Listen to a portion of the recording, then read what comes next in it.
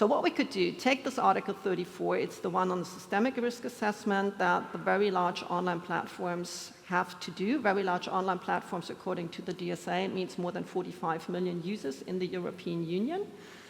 And the systemic risks that are mentioned are fundamental rights, but also then a series of other things: data protection, violence against women, protection of minors, and public discourse and elections, electoral processes. And this is what is relevant for us, because disinformation, in my view, is a systemic risk for public discourse and elections.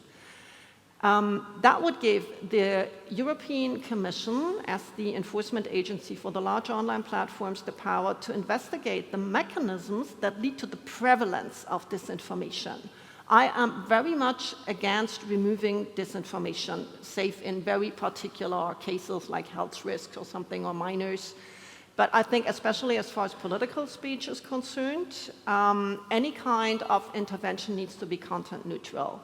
But the European Commission could investigate which mechanisms lead to the fact that disinformation spreads as fast or faster as information. You need to do good research designs, but the researchers can do that. And we do have clear definitions for disinformation. The results were probably a series of things. One of them certainly engagement-based ranking.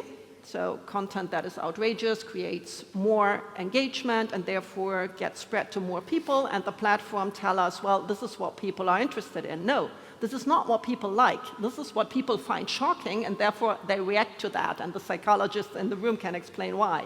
But it's not what people would choose when they are free to choose.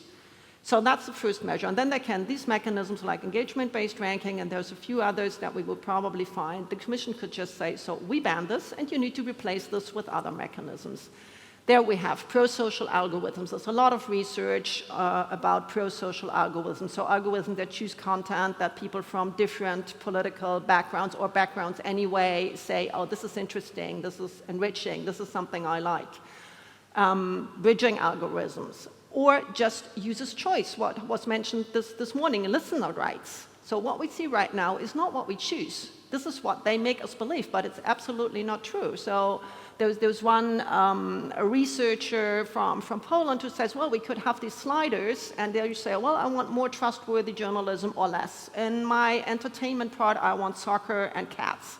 And I can change this every 2 weeks, and the platform just has to respect my choices. That is user's choice.